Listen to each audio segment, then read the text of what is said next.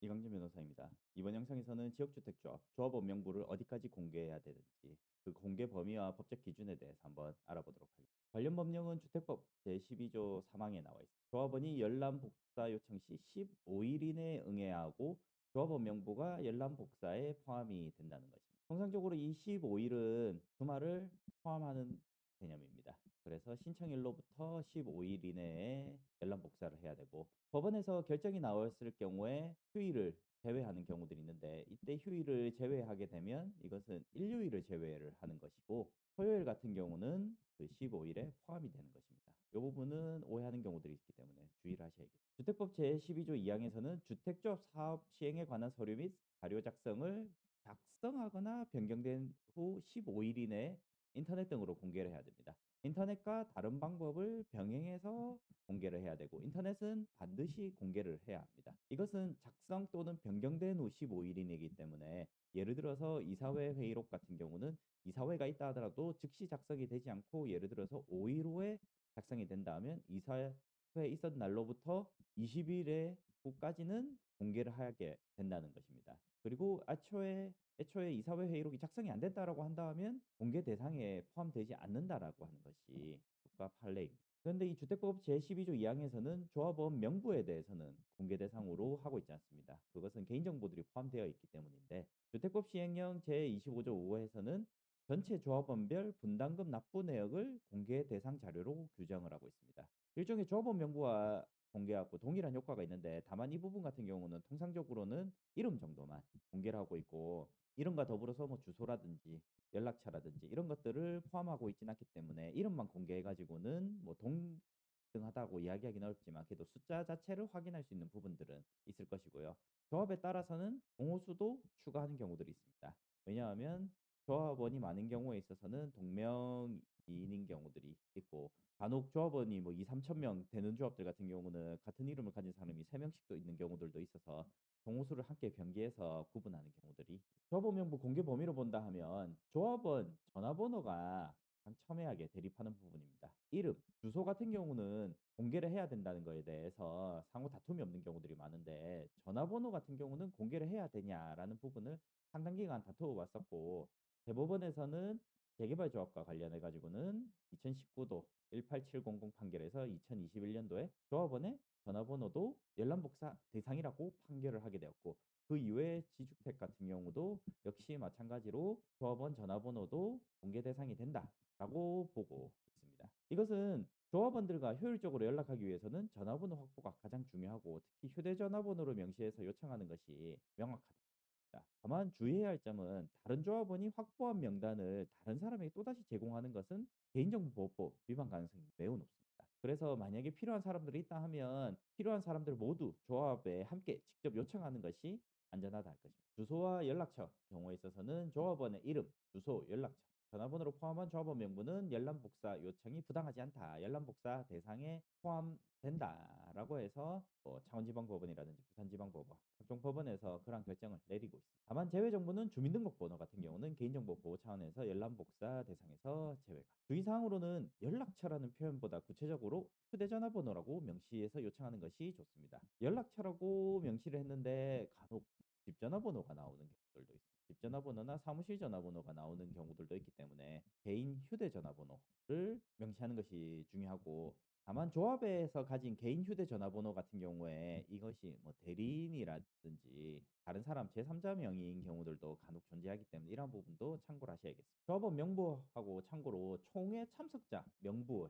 경우에 있어서는 이것도 열람 복사 대상이 되는지에 대해서 대법원은 참석자 명부, 총회 참석자 명부와 서면 결의서는 의사록 관련 자료다라고 해서 적어도 조합원 이름은 확인할 수 있도록 공개를 해야 한다라고 했습니다. 그래서 개인정보 부분은 제외하되 누가 참석했거나 서면 결의서를 제출했는지 확인할 수 있도록 공개를 해야 된다라고 판결한 바 있습니다. 조합원 명부와 비교하는 부분들이 중요한 부분들인데 다른 명부들 뭐 분담금 납부 내역이라든지 총회 참석자라든지와 더불어 가지고 조합원 명부를 대조를 하게 되면 허위 조합원이 있는지를 확인을 할 수도 있습니다.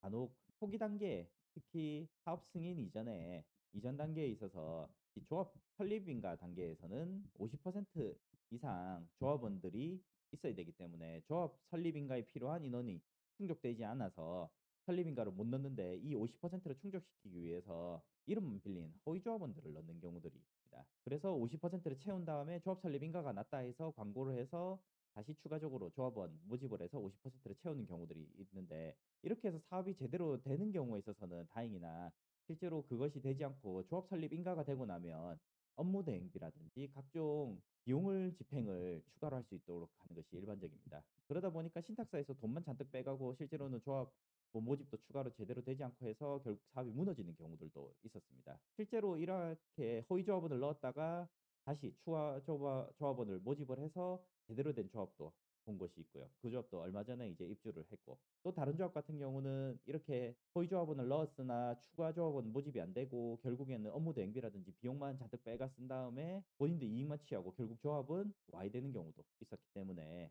이러한 부분들은 초기 사업에 있어서는 확보를 해서 비교를 해 보는 것이 중요하다고 생각이 됩니다. 조합원 명부 같은 경우는 개인정보보호법 위반 위험이 있습니다. 다른 조합원이 확보한 조합원 명단을 제공받아서 활용을 하게 됐다 하면 그 활용 범위에 따라서 애초에 열람복사한 범위에 맞춰서 사용을 해야지, 그것을 초과해서 활용을 했을 경우에는 개인정보보호법 위반이 될 가능성이 있습니다.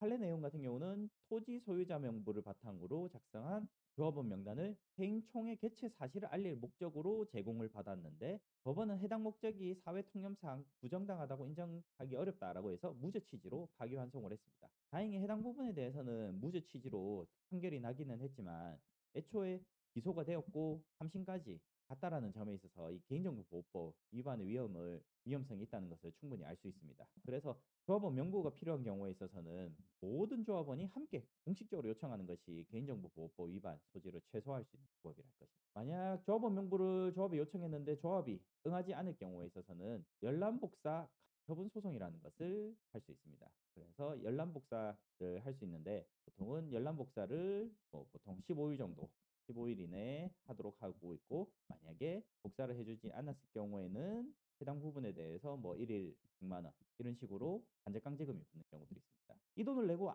복사를 안 해 주는 경우들도 간혹 있는데, 그 경우에 다시 열람 복사 신청을 했을 때 제가 했을 때는 뭐 500만 원이라든지 1000만 원까지도 인정을 한 사례가 있었습니다. 1000만 원에 30일 해서 총 3억 원까지 지급을 받은 사례도 있기 때문에, 이러한 부분에 대해서는 이 정도 금액이 된다면 아마 버티기 어려울 수 있고, 이 금액에 대해서는 조합이 납부를 하는 것이 아니라 조합 임원이 개인 돈으로 납부를 해야지, 이것을 조합 돈으로 납부하게 되면 이것은 또 업무상 횡령이 될 수 있기 때문에 이러한 부분들을 또 잡아서 뭐 형사 고소를 한다든지 할 수도 있기 때문에, 해당 부분 같은 경우는 일단은 열람복사 가처분 소송을 통해서 해결하는 것이 가장 빠른 방법이고 적합한 방법이라고. 다만 소수의 조합원이 열람 복사를 요청할 경우에 조합이 사업 분란을 우려해서 해당 조합원을 복사해 주지 않고 제명하려고 할 수 있습니다. 제명을 했다라고 하면서 열람 복사를 해줄 수 있는 사람이 아니다라고 하고 있는데, 그러면 또 제명을 하려고 하면 또 제명을 다투기 위한 추가 소송 비용이 발생할 가능성이 있습니다. 그래서 열람 복사를 하고 이 열람 복사와 관련해 가지고 또 제명을 하면 이 제명에 대해서 다투고, 다만 지방법원에서는 이 열람 복사와 제명을 다투는 재판부가 동일한 경우가 대부분이기 때문에, 사실 이 부분을 열람 복사를 신청했다가 제명을 하고 제명을 다툰다라고 소송을 하게 되면 같은 재판부에서 비슷한 시기에 결론을 내리면서 열람 복사 때문에 제명을 했다라고 했을 경우에 열람 복사도 인용을 하면서 제명결의 효력 정지 가처분도 인용을 해 주는 경우들이 많습니다. 다만 이 부분에 있어서는 직접 하실 수도 있지만 대부분은 변호사를 통해서 할 수 있기 때문에 변호사 비용이 든다라는 점을 어느 정도 염두에 두면서 진행을 해야겠습니다. 그래서 사전에 충분히 다른 조합원들과 소통해서 어느 정도 인원을 모집해서 함께 요청하는 것이 분쟁을 최소화하거나 효율적으로 할 수 있습니다. 예를 들어서 전체 조합원이 500명인데 그중에 50명이 함께 청구했다 하면 50명을 한꺼번에 제명을 한다는 것 자체가 사실 현실적으로 쉽지 않은 부분들이기 때문에, 이럴 경우에는 제명 자체를 하지 않는 경우들이 있기 때문에, 물론 뭐 50명까지 모으는 것 자체가 사실 누가 있는지도 정확하게 모르는 상태에서 쉽지 않은 부분들이 있지만, 예를 들자면 그렇다는 것이고, 어느 정도 인원을 그래도 좀 함께 모집을 해서 한다 하면 좀 대응책이 될 수 있다라고 보입니다. 그리고 모든 자료를 무작정 열람 복사 해 달라 이렇게 하시는 분들도 있는데, 그런 부분들보다는 문제가 된다고 생각되는 특정 부분을 우선은 검토한 후 이의를 제기하고 추가 자료를 또 요청하는, 단계적으로 1이라는 자료를 본 다음에 또 2라는 자료, 3이라는 자료, 이런 식으로 좀 순차적으로 해 가면서 점점 깊이 있는 자료들을 받아가는 것이 필요하다고 생각이 됩니다. 그래서 요약을 하자면 휴대전화 번호, 그 주소를 명시해서 조합원 명부를 요청을 하고 그리고 조합원 명부 이외에 다른 정보를 요청할 때도 필요한 정보를 우선적으로 요청하는 것이 효율적입니다. 그리고 복사한 자료 같은 경우는 그것만 볼 게 아니라 조합원 명부라든지 분담금 납부 내역, 총회 참석자 명부도 여러 가지 자료를 비교해서 파악하는 것이 중요하고 집단으로 요청하는 것도 필요하다고 보입니다. 지역주택 조합 사업은 많은 문제점이 있긴 하지만 성공적으로 마무리된 곳들도 많습니다. 그래서 사업 속도를 늦추지 않으면서 조합의 운영의 투명성과 공정성을 확보하는 것이 핵심이라 할 것이기 때문에 무리하게 요청을 해서 조합의 업무를 방해하는 것보다는 적절한 선을 정해서 말 권리도 지켜가면서 조합 사업도 진행이 될 수 있도록 하는 것이 필요하다고 보입니다. 여기까지입니다.